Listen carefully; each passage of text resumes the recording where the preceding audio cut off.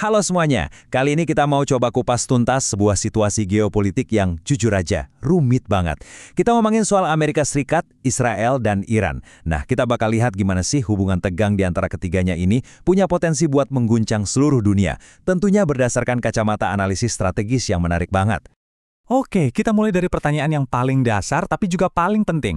Gimana ceritanya sih aliansi dua negara di satu pojok dunia bisa bikin geger seluruh planet, terutama soal ekonomi? Nah, ini nih teka-teki yang bakal kita coba pecahin bareng-bareng. Buat ngejawab itu kita harus lihat dulu dasarnya, fondasinya, yaitu aliansi strategis antara Amerika Serikat dan Israel. Kelihatannya mereka kerja bareng, tapi sebenarnya apa sih yang jadi motor penggerak masing-masing? Nah, disinilah analisis ini nunjukin perbedaan motivasi yang tajam banget.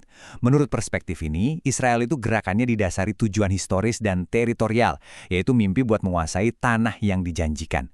Di sisi lain, kepentingan Amerika Serikat itu digambarkan jauh lebih pragmatis. Intinya, ngamanin cadangan minyak. Tujuannya beda, tapi jalan yang mereka tempuh ternyata sama. Kutipan ini benar-benar menyoroti gimana aliansi itu berjalan di lapangan. Analisis ini berpendapat kalau latar belakang Presiden As waktu itu sebagai seorang pebisnis bikin dia ngelihat situasi ini dari kacamata untung rugi. Jadi, ngebantu Israel itu sejalan sama tujuan ekonomi Amerika, sebuah hitung-hitungan strategis yang saling menguntungkan gitu. Nah, di sini ceritanya jadi makin menarik. Coba pikir deh. Kalau tujuan Israel itu tanah di antara Efrat dan Nil, kenapa justru Iran yang lokasinya di luar area itu malah jadi target utama? Aneh kan? Yuk kita telusuri logikanya. Ini dia kata kuncinya, hambatan strategis.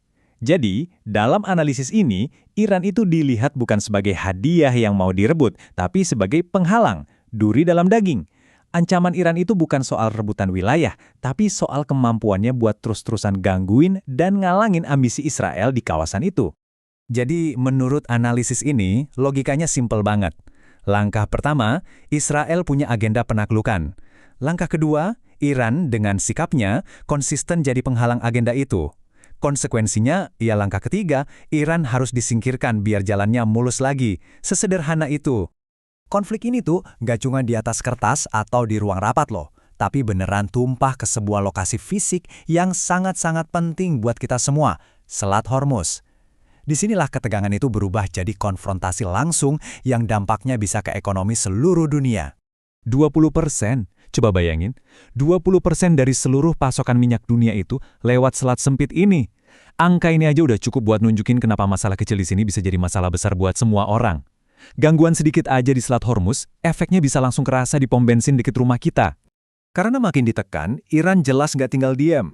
Menurut sumber ini, mereka mulai ngambil langkah pertama. Mereka coba buat ngontrol arus lalu lintas dengan memberlakukan semacam jalur tol. Ini cara mereka buat nunjukin kedaulatan dan pengaruh mereka di jalur air yang vital banget ini. Dan Amerika Serikat, wah, balasannya keras banget. Sudut pandang ini bahkan pakai metafora yang kuat, ngegambarin tindakan AS itu kayak bajak laut, main blokade selat dan stop-stopin kapal seenaknya. Ini eskalasi yang serius, mengubah sengketa strategis jadi konfrontasi fisik di jalur perdagangan paling penting di dunia. Dan ya, udah bisa ditebakkan kelanjutannya?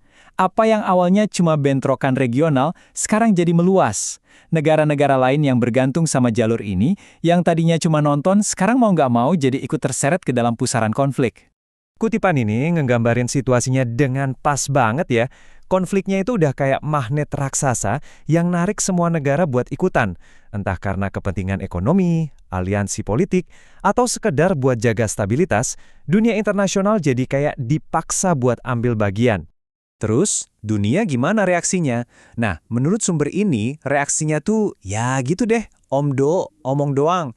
Di forum-forum diplomatik sih rame, ngecam sana-sini, pidato-pidato keras. Tapi pada akhirnya semua itu cuma kata-kata. Aksi nyatanya buat nenangin situasi, nol besar.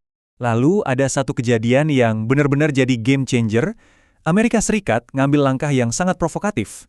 Mereka nahan kapal tanker yang ada hubungannya sama raksasa dunia lainnya, yaitu Tiongkok. Wah, ini udah beda level permainannya. Dan hasilnya jelas. Tindakan itu kayak ngebangunin naga yang lagi tidur. Beijing ngamuk besar. Konflik ini sekarang udah resmi nyeret negara adidaya lain, dan taruhannya jadi jauh lebih tinggi buat seluruh dunia.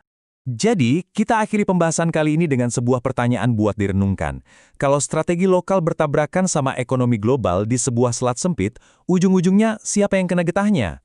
Ini bukan lagi cuma soal Amerika, Israel, atau Iran. Ini soal kita semua. Sebuah pengingat yang keras betapa rapuhnya dunia kita yang saling terhubung ini.